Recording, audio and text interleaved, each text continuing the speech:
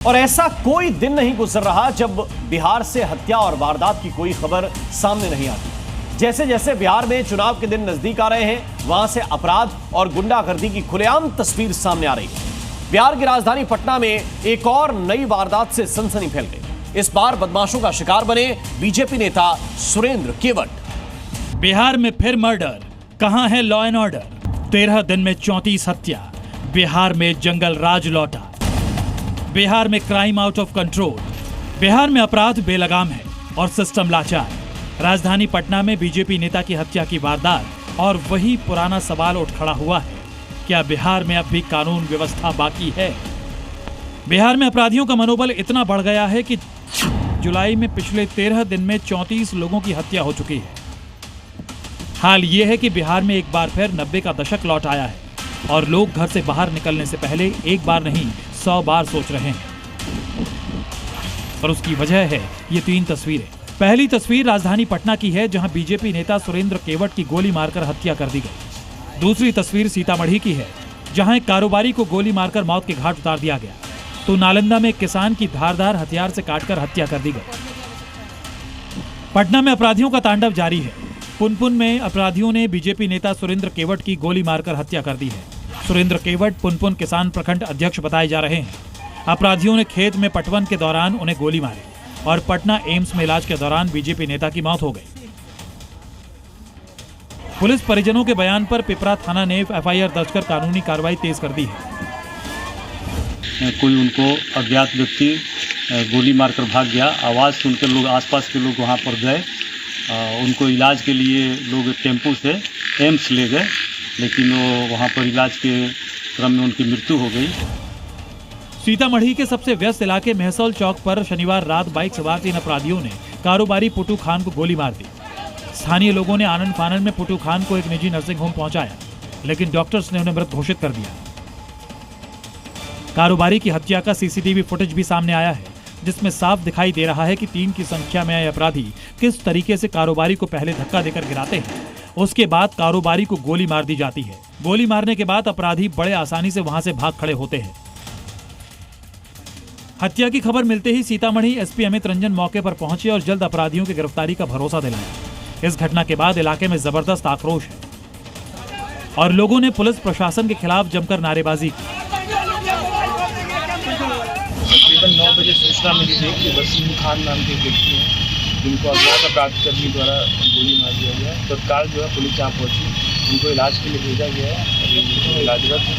हम लोग CCTV footage दिखा रहे हैं और जल्द से गिरफ्तारी सुनिश्चित करेंगे। बिहार में हालात ऐसे हो गए हैं कि हर कोई घर से निकलते वक्त यही सोचता है कि कहीं अगली बारी उनकी तो नहीं। क्या वाकई बिहार फिर से 90 के दशक के जंगल राज में फिसल रहा है? और सबसे बड़ा सवाल, अपराधियों के सामने कब तक लाचार रहेगा बिहार का सिस्टम? ब्यूरो रिपोर्ट, जी मीडिया।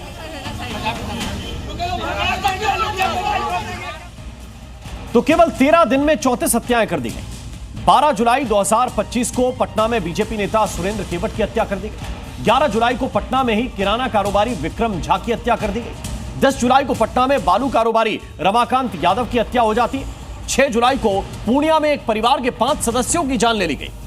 6 जुलाई को नालंदा में 2 लोगों की गोली मारकर हत्या कर दी गई। 6 जुलाई को ही मुजफ्फरपुर में घर में घुसकर एक युवक की हत्या कर दी जाती है। इससे पहले 5 जुलाई को लखीसराय में एक महिला की हत्या की वारदात हुई। 4 जुलाई को पटना में कारोबारी गोपाल खेमका का मर्डर हुआ। 4 जुलाई को सिवान में 3 लोगों की धारदार हथियार से हत्या कर दी गई। 4 जुलाई को ही समस्तीपुर में रंगदारी न देने पर हत्या कर दी गई। 4 जुलाई को बेगूसराय में कारोबारी सुनील कुमार की हत्या हुई। उससे पहले 3 जुलाई को मधुबनी में जमीन विवाद में पति पत्नी की हत्या कर दी गई और 1 जुलाई को मधुबनी में युवक को चाकू मारकर उसकी जान ले ली गई। यानी पिछले 13 दिनों में बिहार में 3 से ज्यादा लोगों की हर दिन हत्या हुई है। लगभग 34 लोगों की हत्या हुई है और अब इस पर सियासी वार पलटवार भी चल रहा है। आपको सुनाते हैं। लॉ एंड ऑर्डर कहाँ है बिहार में? यहाँ गुंडा राज स्थापित हो गया। बिहार क्राइम कैपिटल हो गया देश में। बिहार में बदलाव की जरूरत है और जब तक ये सरकार नहीं बदलेगी तब तक बिहार के लोग भगवान भरोसे खड़े हैं। ऊपर वाला भी नहीं बचा पा रहा है। बिहार में सुशासन है, कोई ऑर्गेनाइज क्राइम नहीं है। 72 घंटे में पुलिस ने आइडेंटिफाई कर दिया। पुलिस का काम यह है, व्यक्तिगत झगड़े में कोई हत्या हो रही है, ये सरकार को रोकना थोड़ा कठिन है, लेकिन किसी भी ऑर्गेनाइज क्राइम को बिहार में नहीं होने दिया जाएगा, ये स्पष्ट है। नेता प्रतिपक्ष तेजस्वी जी बार बार कह रहे हैं कि बिहार को इस लॉलेसनेस में सिस्टमेटिकली धकेला जा रहा है।